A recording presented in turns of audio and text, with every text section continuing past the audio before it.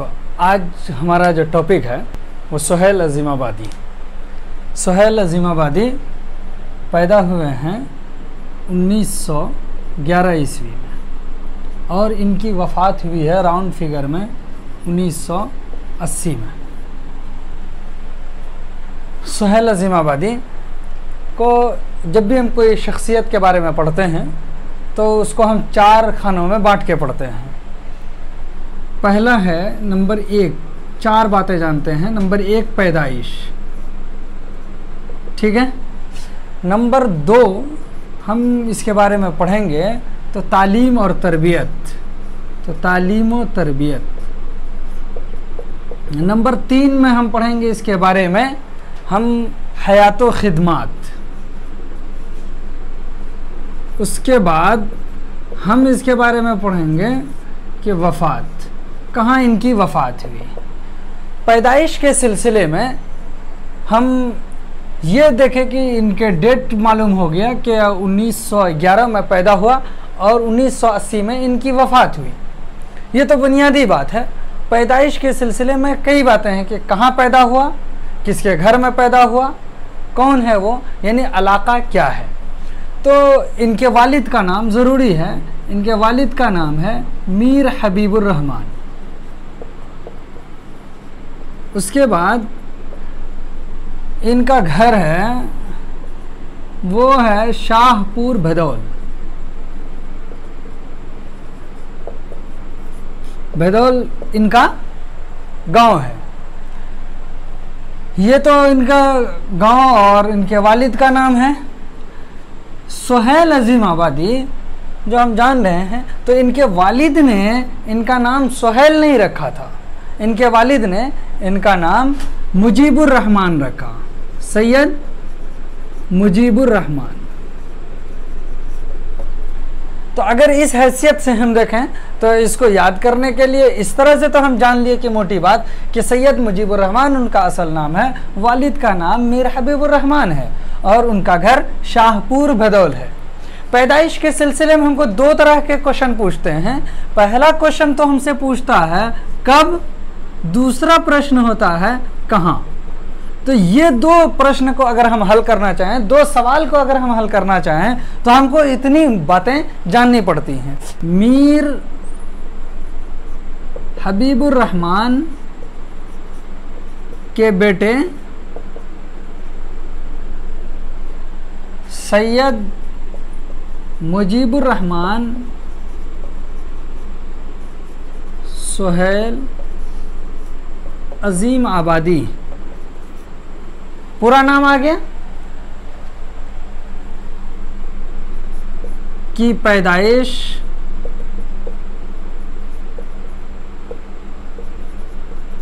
1911 ईस्वी को शाहपुर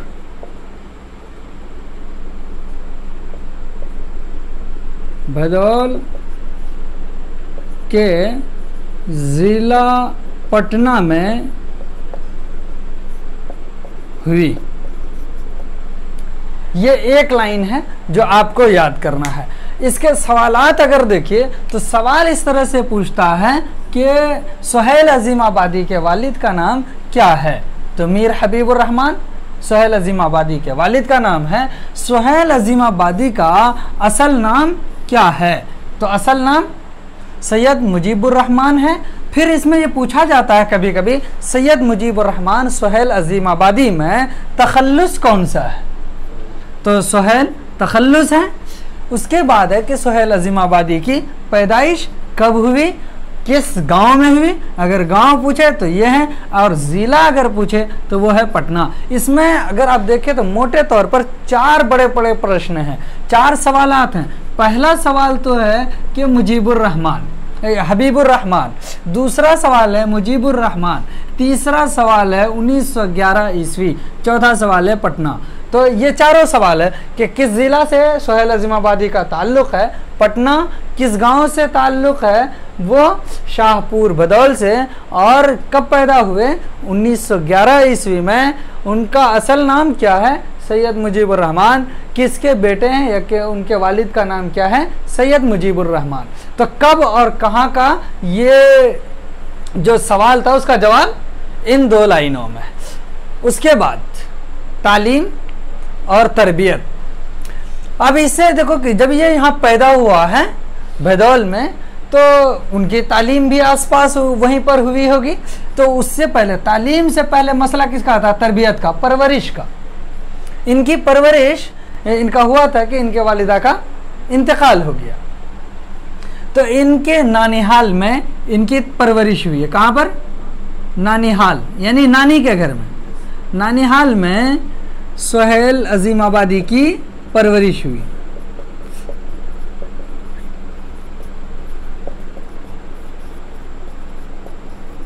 ये भी हो गया।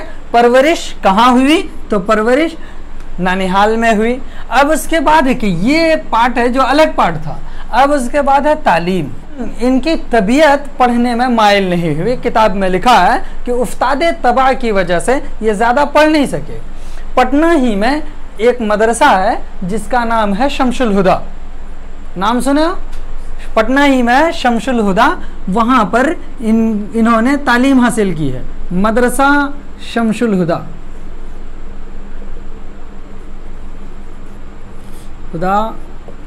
पटना में दाखला लेकर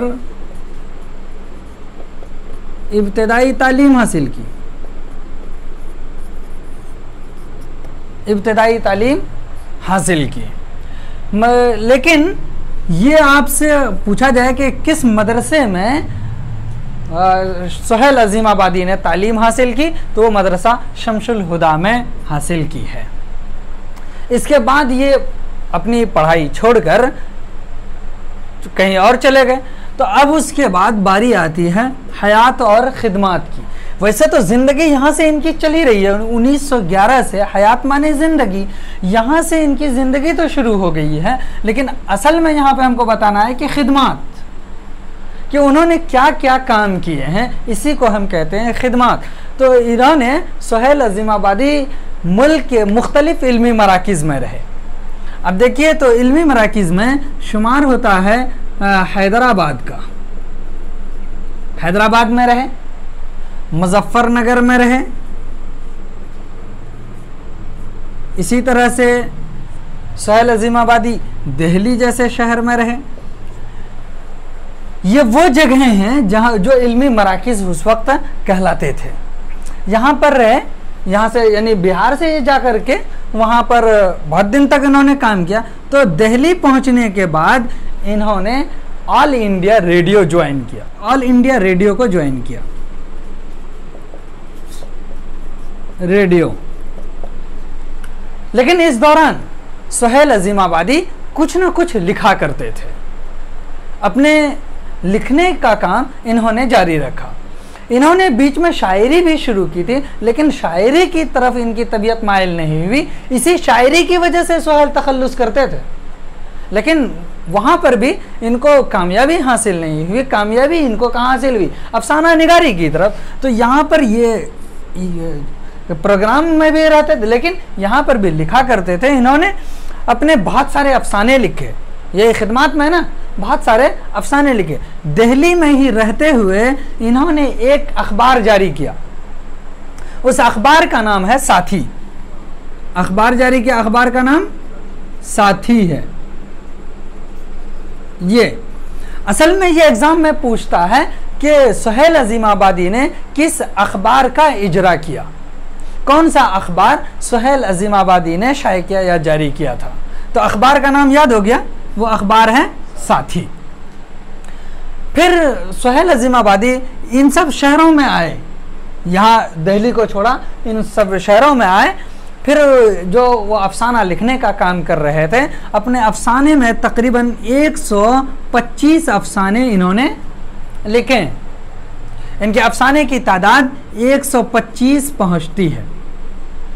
ठीक है। सुहेल अजीमाबादी जो भी चीज़ें लिखी हैं उनको तकरीबन 3 किताबों में जमा किया। एक किताब का नाम है उसमें अलाव, दूसरे का है चार चेहरे, और उसके बाद आदमी के रूप। क्या नाम है?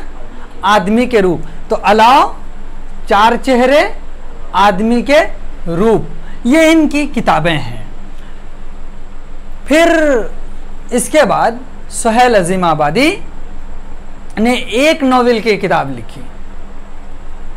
उस नॉवेल का नाम है बेजड़ के पौधे। ये बहुत इंपॉर्टेंट है, इसके बारे में दो सवाल पूछता है। बेजड़ के पौधे, एक सवाल तो ये पूछा जाता है कि बेजड़ के पौधे का ताल्लुक किस सिन्फ से है। इसी तरह से हमसे एक दूसरा सवाल ये पूछता है कि बेजड़ के पौधे के मुसन्निफ कौन है, किसने तसनीफ किया, या इसका राइटर कौन है, लिखने वाला कौन है। तो इसका लिखने वाला सुहेल अजीम आबादी है। ठीक है, तो ये है इनकी किताबें। इनकी किताबों में ये इनकी खिदमात हैं। तो इसको उतार लीजिए, कहते हैं खिदमात। तो इसके खिदमात में देखो, सवाल तो इस तरह से पूछा जाता है हमसे कि इन्होंने, इसका ताल्लुक किस पेशा से है। जैसे अब यहाँ क्वेश्चन हो जाए अगर कि सुहेल अजीम आबादी का ताल्लुक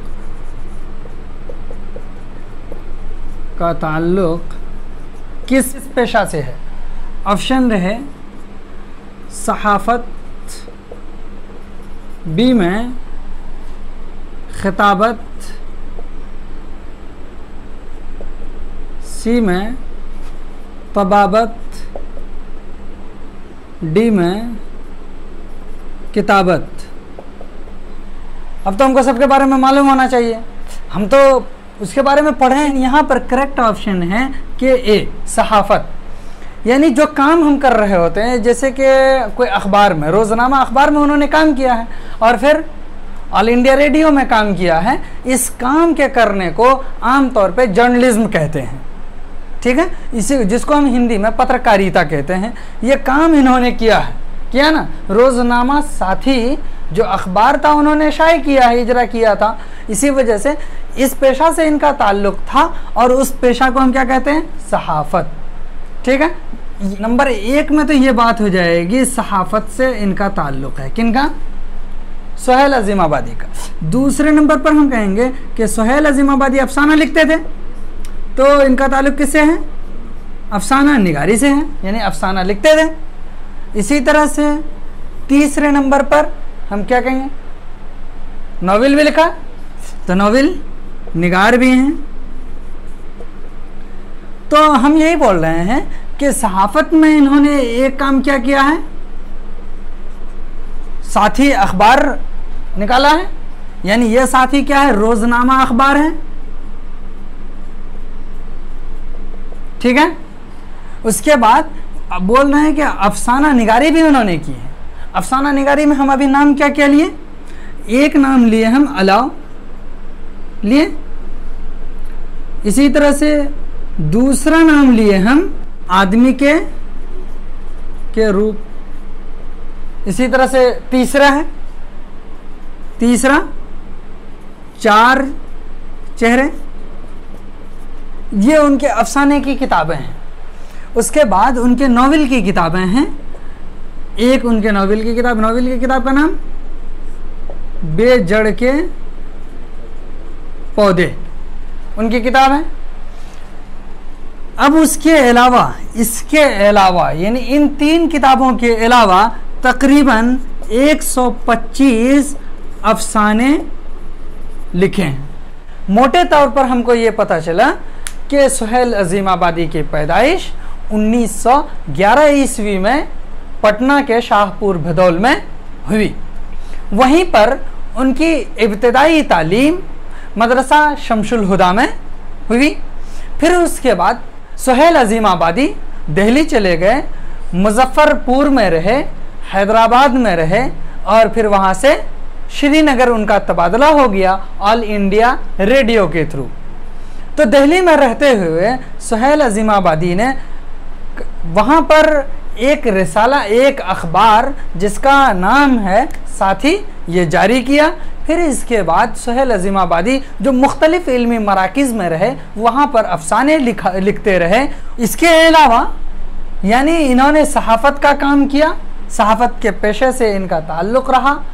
फिर उसके अलावा सहाफ़त से जुड़े हुए रहने के साथ साथ उन्होंने अफसाना निगारी की। अफसाना निगारी में सहरे नगमा पहला अफसानवी मजमुआ शाये हुआ। उसके बाद अलाव है, आदमी के रूप, चार चेहरे, और फिर तकरीबन 125 अफसानों की तादाद है। और एक नॉवेल की किताब है तो वो है बेजड़ के पौधे। और ये बहुत इम्पोर्टेंट है, एग्ज़ाम में पूछा जाता है कि बेजड़ के पौधे किन के मुसन्निफ़ कौन हैं और बेजड़ के सिन्फ का ताल्लुक़ क्या है। ठीक है, बेजड़ के पौधे का ताल्लुक़ किस सिन्फ से है ये हमसे पूछा जाता है, तो हमको ये बहुत अच्छी तरह से याद कर लेनी है ताकि एग्ज़ाम में करेक्ट कर सकें। और आखिरी वाली बात ये थी कि सुहेल अज़ीमाबादी की वफ़ात कब हुई। वफ़ात इनकी सुहेल अज़ीमाबादी की 1980 में हुई, जबकि इनकी वफ़ात असल में 11 नवंबर को हुई है। कब? 11 नवंबर 1979 को हुई है। राउंड फिगर में 1980 करके हमारी किताब में दे दिया है ताकि हम अपने किताब के मुताबिक एग्ज़ाम में करेक्ट कर सकें। याद हमको यहाँ पर यही करना है, 1980 ईस्वी में इनकी वफ़ात हुई।